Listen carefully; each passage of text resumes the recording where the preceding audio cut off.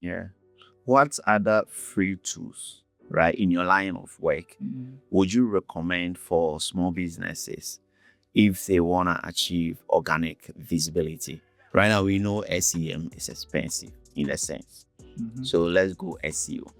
Yeah. So, like any organic way of doing things, there's a cheap way you can do it. And for me, ChatGPT alone these days can do a lot of the SEO work for you. ChatGPT. Yes. Interesting. ChatGPT can do it, from keyword research to finding also search for search suggestions, like creating questions that people ask based on The content. Yes, the content, to coming up with content plans, doing all of that. ChatGPT can do all of these for you. But if you want to go with the actual tools, most of the basic SEO tools are actually free. Yeah. Google Keyword Planner, Free. Search Console, Free. Analytics, Free. even Screaming Frog. A bit free.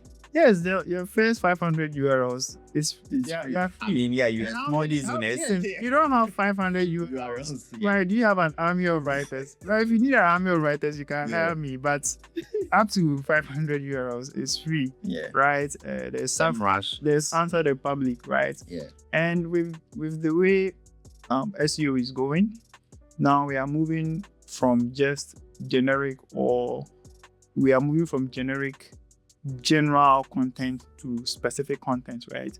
Because of the AI component. Yeah. People are no longer searching for certain queries, right? When people are searching on chat, the chat is looking to give them something tailored to them. The personalization has gone way up, right? So when the AI engine is searching for content to show to someone who has searched for something, is doing that with the content they've already asked for, the things they've already asked. You know, GPT, for instance, has memory. It can keep information. If you said, okay, I started a bakery, and you come and talk about how to create a business plan, it will likely link it to the bakery, right? And it knows that you're in Ghana. It's linking all of these to look for relevant content. So now you can no longer just put out generic content and expect it to work. You have to be very specific. That now means you need to really think about what people actually need. Yeah. And when you think about what people actually need, you cannot just, you have to go deep. You have to nerd out as a marketer, right? You cannot just sit down and say, okay, this is what people want. Now you have to think about, okay, if my customer is an organization, this type of organization, and this is how they are structured, this is a decision maker, so he will likely be searching for this. Now, what are his worries? He's worrying about, maybe he's a CFO. He's worried about the money, right? The CEO is worried about the revenue. The marketer is worried about his KPIs. Yes. So you need to think about it in this way before you even start talking about creative content. You can go and do the keyword research and all of that, but the long and short of it is that it has to be relevant. Yeah. So whether you are doing some deep keyword research or you are brainstorming to come up with the ideas, you need to really think. So for me, for some blogs, when I'm starting them, I don't even do keyword research. I just brainstorm. Okay, this is the product, right? Let's start with that, right? Even with the product, who or which demographics are interested in terms of industry, in terms of roles in companies, for what is their main headache, right? What's their main headache? For one single product decision, for well-structured organizations, there are different people involved, but they all have different headaches. Yeah. Right? And for you to get them to understand that they actually need your product, you need to create content that works for them. Right? You need to create. So there are a lot of free tools out there. The last one I would say is Uber Suggest, because Uber Suggest is the free. It has a free model. So the free part is good, but it's not so that expensive if you want to upgrade. Of course. Right. And if you have money, go for it. Marketing it. They didn't hear that. I mean, marketing is all about investment. So yeah, if you have money, go for that. Yeah. Let's still stay on content here. In your own opinion, what action will you do? Would you go in if, let's say, a business comes to you? Would you go in by creating new content, or you go with optimizing old content, to increase organic visibility? So good that you mentioned this. It depends. Now let me explain that. What are the dependents? Yes. So when you look at SEO, it depends on where we start with. For some businesses, they don't have a blog to start with or a website to start with. So we start by building the site for them, which is fast, has good structure, and most importantly, is optimized for mobile. Yeah. Right. So these are key. So if you are starting from us from scratch, that's what we do for you. But if you already have a site, then we need to look at, we need to do an audit, a quick audit. Yeah. Right. We need to figure out the site. Is it fast? Those basic things, right? But in terms of the content, which I think your question is based on, we do an audit for the content as well. It's not just the technical side of SEO. But SEO has different types, and for you to have a good strategy, the technical side needs to be like solid to start with. But the content, we do an audit to figure out what you've already done. Is it performing? Out of them, which of them are top performing? Which of them are not performing?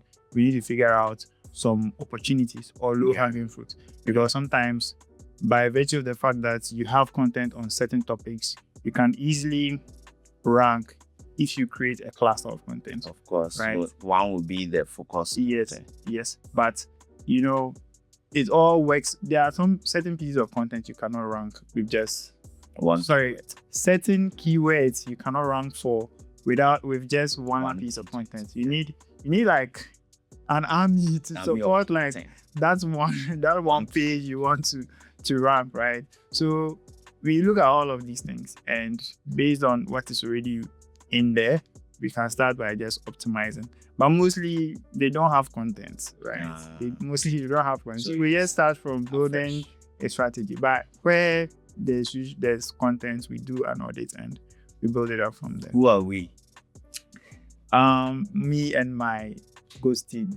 Your team? Yes. Alien. Yes. So what do you do? I mean, I'm getting a hint that you're into content marketing, but is it only that? Yeah, we do content marketing, but oftentimes that involves building the site for them. So we have web services, we have social media, but our core business is content. Our core business is content. I want to come and visit you guys and see, because we're in the cloud. Yeah, I'm mostly intrigued by content marketing. Yeah, because I'm all about strategy, technicalities, but content marketing, especially writing. we are like two sides of the same coin, right? I'm freaked out by too much performance. Interesting. Like paid. Yeah.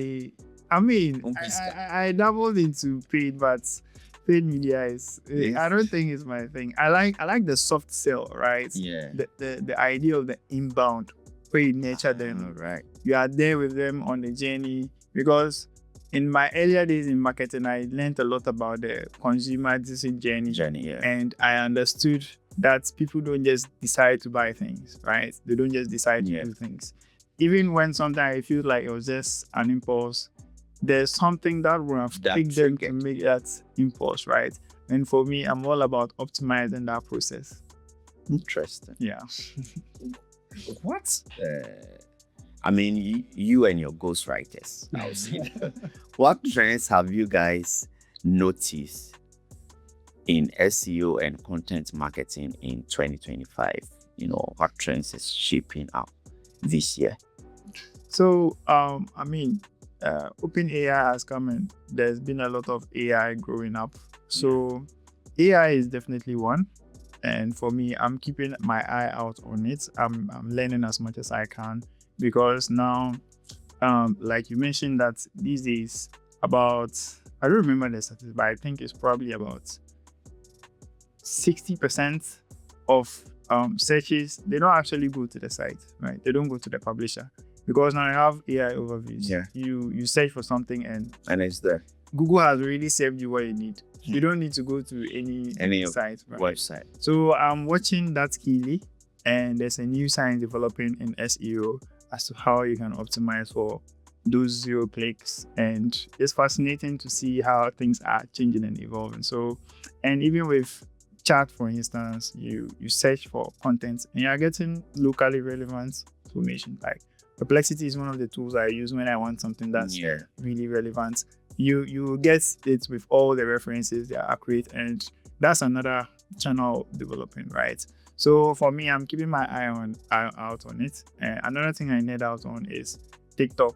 I'm not naturally a TikTok person. Yeah, I always, you don't strike me as someone who will be on TikTok. I'm a marketer. Yeah.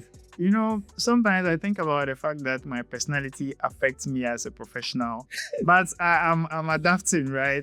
So I see my younger brother, he's on TikTok, he's laughing, he's giggling, like someone who what's he laughing about? So most I have to be asked, what are you what are you laughing about?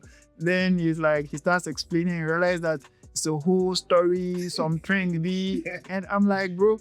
But the interesting thing I found out in TikTok is that the search game, they are really coming for it. Yep.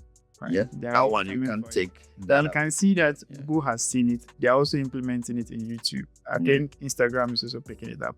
So social search is coming up, and it's another thing I'm looking out for, because like I mentioned, it's no longer just one platform that you need to optimize to show up in search, or even for those who believe so much in AI, they want to invest in optimizing to show up in these chat tools, or even the automated ones, the voice assistants coming up and all that. There's also a new science coming up there called AI SEO. So it's exciting as someone who has been in the game for a while. It's exciting to see so many things. Although it's challenging because, Charlie, it's like you don't know what you're doing. You don't know what you have to always be on your toes. Yeah. So in conclusion, is SEO dead? No, it's not dead. Like I mean, if you've been following, you would figure out that it's not dead, but it just got more complicated. But if you think about it, if you remove SEO and just try to do content marketing, you would be optimizing for search. Right. Yes. Enoch, well, before I let you go, where can people find you, and most importantly, learn more about your work? Learn more of my work. So I'm on social media. Unfortunately, I don't know my Twitter handle, but I'm on LinkedIn. If you search for Enoch Kabange, I'm sure we will have the links. I'll just put it. So you don't have to struggle trying to spell my name. But if you need lessons on my name, you can DM me. You can DM me, so we talk about it. I mean, are you ready to learn a bit of cussing? Yeah. Because I think I want to say it depends on whether you've eaten breakfast and lunch.